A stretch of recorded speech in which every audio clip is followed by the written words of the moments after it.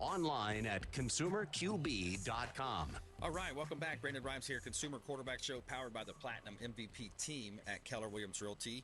My wife Lindsay and I own a top real estate team here in Tampa Bay, and we help our sellers profit more by featuring our listings live on air. We got Representative Berny Jacques in studio as well. We're going to talk with him in just a moment. We're going to cover some interesting topics: immigration, his death penalty bill that got passed, education bill. We're going to get a legislative session update from Representative Berny Jacques here on the Consumer Quarterback Show. Before we do, we've got a hot listing here in Tampa Bay. This property is at 3413 Lake Palermo Road in Waimama. This is one of our listings from the Platinum MVP team, Lake Palermo Road. This is an executive style home, 34 square feet, 5 bedrooms, 3.5 bath. Got a Mediterranean style home here, beautiful home, gated community, open concept, chef's kitchen, and a wraparound patio with a pool, hot tub, and an outdoor kitchen. 3413 Lake Palermo Road, Waimama, Florida. One of our hot real estate listings from the Platinum MVP team. All right, we also have another home here. Let's look at this property on Neighbors Path. 37351 Neighbors Path is another one of our property listings. We've got over 60 listings. We do commercial, vacant land, and residential listings from the Platinum MVP team, Keller Williams Realty. Neighbors Path. What I love about this home is you've got over an acre of land. A lot of people are looking for that land to spread out. They're moving from cities and those those more urban areas out to the suburbs, more to this type of a home. 37351 Neighbors Path, Zephyr Hills, Pasco County. Almost 3,500 square feet. You got a separate mother-in-law suite and over 1.2 acres of land. Beautiful property. You can see all of our listings at platinumcoastalelite.com. That's platinumcoastalelite.com.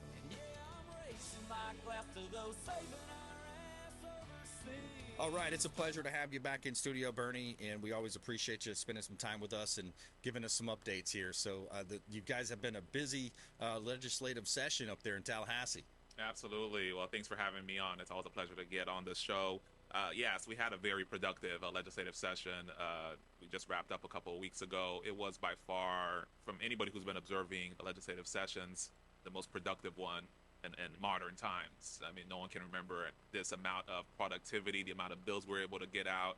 I mean, big ticket items, everything from maintaining our climate of law and order here in the Sunshine State, making sure that we were educating our kids and not indoctrinating our kids, parental rights, and making sure that we keep our economy free and open.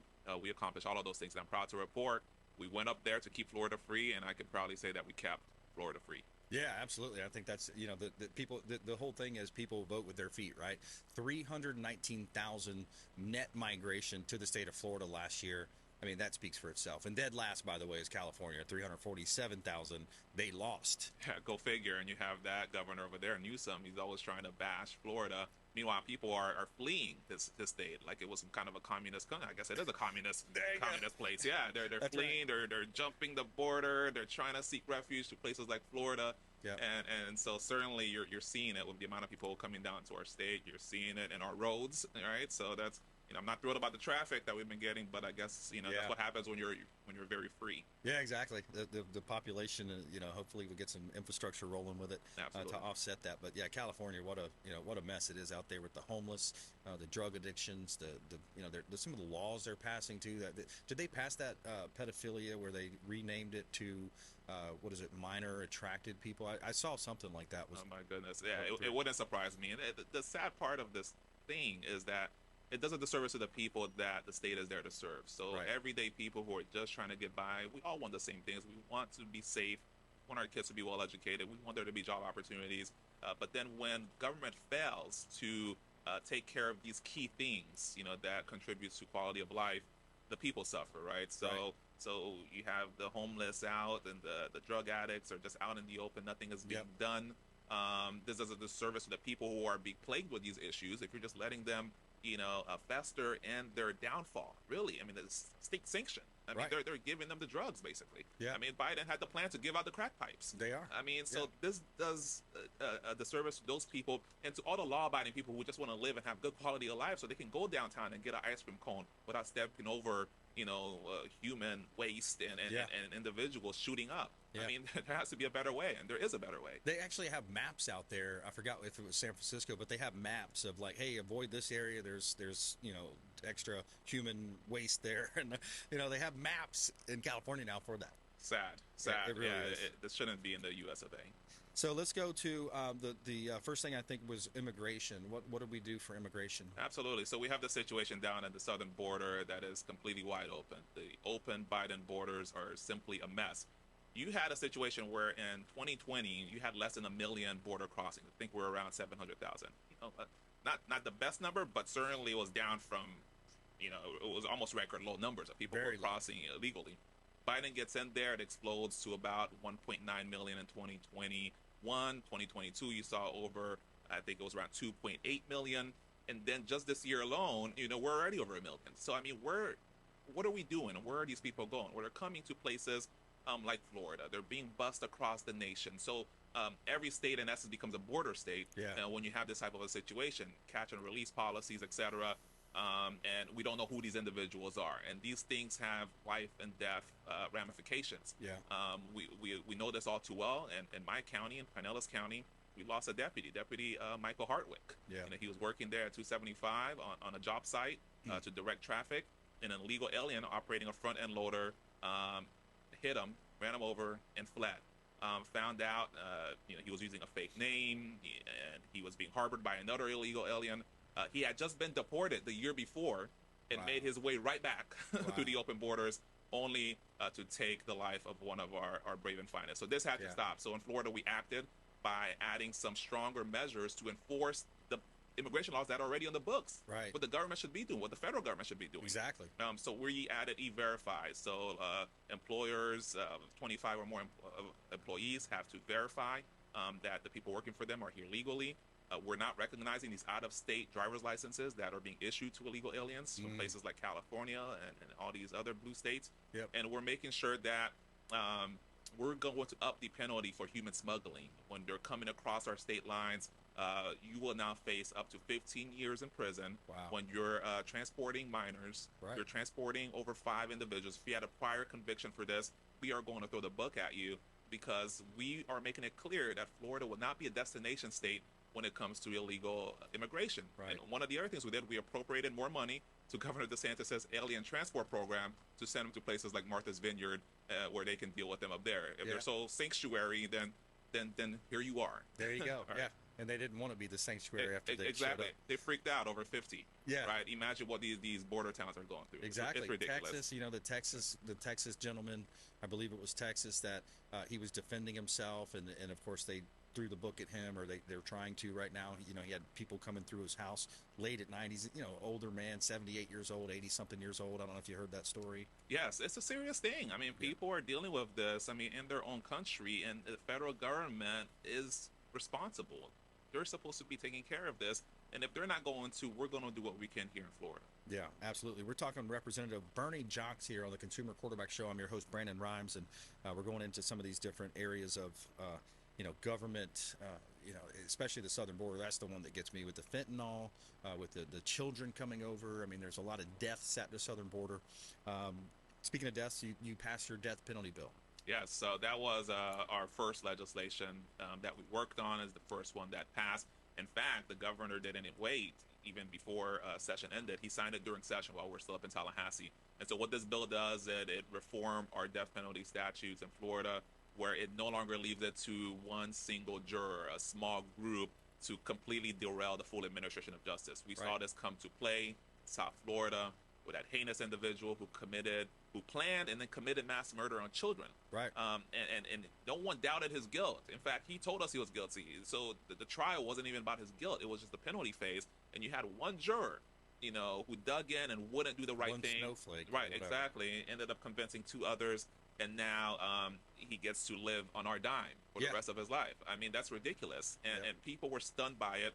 And in fact, if you recall, in the 2022 governor's election between Chris and DeSantis, when they were debating, they couldn't agree on anything. But the one thing that they did agree on was that guy should have gotten the death penalty. And I think anybody with common sense could have seen that. And so we reformed our law to say, no longer do you need a unanimous recommendation for the death penalty, which was something that was imposed on us by liberal activist judges in the Supreme Court. And then we had to change our laws because of it. But then when DeSantis put in some conservatives and some people who truly believe in our Constitution and not there to make up the law, they came back and said that's not required. And so now we changed the law based on that. It's unfortunate that it had, the Parkland families are dealing with this second wave of grief after losing their children and then to get a slap in the face by the court system. Yeah, absolutely. I mean, that's completely biblical too. I love studying Dennis Prager. He has a great series on the Torah, the first 5 Bibles, stories of the Bible, and I mean, it's so biblical. If you take another person's life, especially premeditated, and this person took what 17 unbelievable. Right. Yeah, that's horrible. Tell us about this education bill. So there are several education bills. One of them, HB1, creates what's called universal school choice, meaning the dollars follow the students and not the other way around. So every parent now can use their own tax dollars that they're already pumping into the system to bring their child to a school that best fits their needs. And so when you have situations where children are being indoctrinated, your kid might go to a school that might be an A school or might be good maybe on the academics, but then they're teaching them certain ideologies that you don't agree with, that don't fit your values. Why should you be left hostage to that school district? Right. You should be able to take your tax dollars you're already putting in, make it portable, and then transfer that to a school that fits your values. Yeah. And so that honors your rights as a parent. And because I say all the time, parents are not here to co-parent with the government. Right. Parents parent, and the teachers teach. Yeah. Let's get back to that. Yeah. Another bill that we took on was a higher education bill that took on some of this woke ideologies being pumped through these DEI departments, the diversity, equity, and inclusion, basically dividing people on the basis of race. You have certain colleges and universities, I'm sure you've seen this, where they're doing graduations based on how you look. Yeah. There's a black graduation, there's a Hispanic graduation, an LGBTQ graduation. I mean, didn't we go through a whole civil rights movement to bring people together? Yeah, it's totally backwards. Here we are, people were fighting and marching the streets to integrate, and now you have the woke left separating us again on how we look. Yeah. This has to stop. And in Florida, it has stopped because the governor signed this bill into law. I was a proud co-sponsor of that bill. We will not indoctrinate our kids. We will not separate us on the basis of race and creed and etc. We will focus on what makes us similar as Americans, to go towards a path where we can be contributing members of society, not in a class of victims and oppressors and whatever else garbage they're trying to make us be divided on. Yeah, exactly. And that's exactly what they're doing. They're just dividing in a lot of different ways, as many ways as they can. And it kind of reminds me too of the Bible, where it's this was from Napoleon Hill, one of his books. He said, the devil's greatest tool is a wedge. If he can get that wedge in there and just start, whether it's a husband and a wife, or like in this case, of course, citizens of our great country, he's going to spread us apart. They're going to try to pick us apart, and the color, the whole Dr. Martin Luther King, character over color of skin. Exactly. Come on. Exactly. And they're doing the disservice to his legacy. It's a total regression. And we can't have this, right? We can't go back, and we can't have people hating each other and hating their country. In Florida, that ends. Yeah. Of course, my background in housing and real estate, I want to talk about that next with this ESG. We're going to talk with Berny Jacques, so we're going to take a quick break. And Berny Jacques here on the Consumer Quarterback Show. We're going to dive deep into the real estate space and how ESG has affected through some of the corporations, these corporate buyings. 2030, by the year 2030, it said that up to 40% of all real estate purchase will be by large institutional buyers. More from Berny Jacques coming up here on the Consumer Quarterback Show, consumerqb.com. Hey, this is Grant Cardone, and you've been listening to the phenomenal Brandon Rhymes, the Consumer Quarterback Show. To get in, call Brandon today at 813-917-1894. And we're back. Brandon Rhymes here, Consumer Quarterback Show. We greatly appreciate you spending some time with us here on the program and supporting our local area business owners, expert contributors by reaching out to the show. You can call the hotline or hit the website, consumerqb.com. And we've got Representative Berny Jacques in studio here. And let's jump right into it. So the real estate space, it's been a challenging time for buyers, for home buyers, especially over the last, about flashback to 18 months, 24 months ago when it was really, really hot. And unfortunately, a lot of those buyers are institutional buyers that are large corporations, and they're aided by the federal government through this ESG. Can you break that down for us? Absolutely. And one of the biggest offenders of that is BlackRock, as you know. BlackRock. And they come in and they swoop in basically and buy a whole neighborhood of single-family homes. And that, of course, adds to the price of homes because there's less in circulation. There's less supply. Yeah. A lot of times they're flipping them for rentals. and not even available to purchase. So that hurts an ordinary citizen who's trying to have a stake in their community, have a piece of their community, something that they can pass on through generational wealth. And truly, in a republic, it works when people can own a piece of their country. Yes. And so when you have certain institutional buyers who subscribe to the folks at the World Economic Forum, yep, who say that their goal is for you to own nothing and be happy, yep, this is an affront to the American way of life and to our American republic. And so we have to take them on. And they're getting all these massive amounts of cash flow through a process called ESG. And this is a form of investing that takes into account environmental, social, and governance. And so it's very ideologically driven. Yep. And they're basically imposing policies on the American people without going through the elected branches. Right. Right. Policies are passed by the legislature, not by woke corporations from a distant land, by big financial overseers. Yeah. And so they will pressure a pension fund or a state and how they invest their pensioners' dollars towards these funds. And in Florida, we say we're not going to play that. The way we invest our funds when it comes to our retirement system will be based on pecuniary interests, gains, meaning whether it's a good investment or not, right, whether the returns are going to be good. We're not playing politics. We're not going to play ideology. Yeah. And then we're going to hold banks accountable who use ESG as their standard when it comes to loans and making capital, access to capital be available to small businesses and so forth, people who want to get lending. And so what you end up having is these banks are using it basically as a social credit score. Yeah, exactly. And so they're like, hey, if we don't agree with you in this way, we don't agree how you do business in that way, it's against our social and ideological views, you're not getting the money. Yeah. And so in Florida, there's going to be a special designation for banks who engage in this action, and there will be penalties, and then no state or local government will be able to use them to deposit funds there. And so we're making it very clear that we're not going to accept these woke corporation tactics on our people. Yeah, very, very well summed up there, Bernie. If you just joined us, we're talking with Representative Berny Jacques on the Consumer Quarterback Show. I'm your host, Brandon Rhymes. And also, in the news lately has been the NAACP coming out saying, hey, be careful, people of color, be careful traveling to Florida. What is that all about? Ridiculous. And I've pushed back strongly against this. We have actually, I don't know if you noticed, Brandon, there's 3 black Republicans in the state legislature, and you have this group called the Black Caucus. None of us are members of it. It's basically a left-wing group.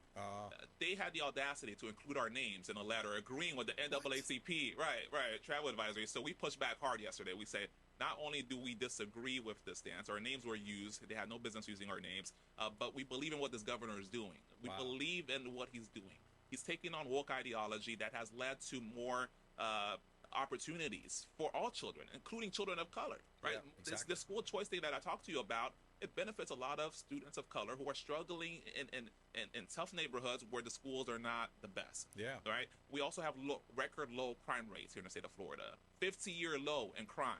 Who do you think that benefits? It benefits a lot of those people that the NAACP claim to be advocating for. Yeah. Right? And then we also have the record low unemployment here that gives job opportunities to all Floridians. And so it's a ridiculous travel advisory. They should be focusing on the great things that are happening in Florida. And mind you have all their leadership, a whole bunch of them, including I think the chair of the board, is living here in Florida. Yeah, exactly. Right? So the hypocrisy, it's a political stunt. It's a shame. It really is. And, they send a lot of lies, throughout the public square, and then they just repeat the lies over and over through their corporate interest news organizations. World Economic Forum, World Health Organization, these companies are these organizations are very pernicious in things they're doing. I got a clip from Michelle Bachmann that I just heard a couple days ago. Why are you fighting this? According to WHO head, you're making the world less secure, less safe, and less healthy. Michelle Bachmann. Well, the reason why I and other people are fighting this, quite frankly, is because this is creating a perch or a platform for the creation of global government one world global governance headquartered here in Geneva. And this is the global headquarters of the United Nations, of the World Trade Organization, of the World Economic Forum, of the International Red Cross. Many organizations are headquartered here. They want to expand that level of control and governance here at the UN. Steve, it's important that everyone understand there isn't one nation out of the 194 member nations who have been here at the World Health Assembly, the 76th World Health Assembly. There isn't one nation that has dissented from the proposed 300 amendments to the international. So they're doing a lot of these amendments, and this is, you know, they're proposing an accord. But I think what a lot of people fear, and this is very biblical, by the way, again, it's, you know, it's a biblical theme, but the World Health Organization, the World Trade Organization, the World Economic Forum, Geneva, Switzerland, they want this to be a one world government as it plays out in Revelations, Bernie. It's scary. It's scary stuff. And when I hear that clip, I just so wish we still had Michelle Bachmann in Congress. Yeah. And she was a total rock star and was a leader on these issues. And we have a lot of people who are taking on these issues as well. We have to push back against the globalism. I mean, we are a sovereign nation, and we have to be responsible to our society and the consent of the governed. That's what our whole Constitution or our Declaration was based upon. Exactly. We didn't give consent to some far-off globalist in Geneva to Right. dictate our lives. No, the people who we gave consent to put policies are the people in our state house, the people up in Tallahassee, the folks up in Washington. These are the people who are accountable to us, the American people, not some global elites from across the Atlantic. Yeah, exactly. And I'm a full-time realtor, part-time real estate talk show host here, and I keep up with some of these things. But man, it's a lot going on in this world, especially with the Bud Light stuff, Target right now. I mean, there's a lot going on. We got about 30 seconds. Back to you. Yeah, so one of the things I want to highlight is to tell all your listeners that the governor just signed the tax cut package, which is great for working families. I was a co-sponsor on that. You're going to see some permanent sales tax cuts on things like diapers and any kind of toddler and infant-related products that young families, depend on. Yeah. And then you're also going to see a lot of different tax holidays. The back-to-school holidays, there's going to be 2 of them. The one towards the end of the summer, heading into the fall semester, but also in January as well. So you'll get another sales tax break on school products. And then the freedom of summer between Memorial Day and Labor Day. Get your sports tickets, your concert tickets. Sales tax is no more. Awesome. All right. Berny Jacques, pleasure having you in, man. Thanks so much for the update. You got it. Appreciate that. You bet. All right, hey, another great show. We want you to please go out there and consider committing a random act of kindness. Do something kind for one another. Be a force for good in the community. And we'll see you next time right here on the Consumer Quarterback Show, consumerqb.com. You've been listening to The Consumer Quarterback, Brandon Rhymes. Whether it's real estate, consumer, or financial advice, let Brandon call your next play. Call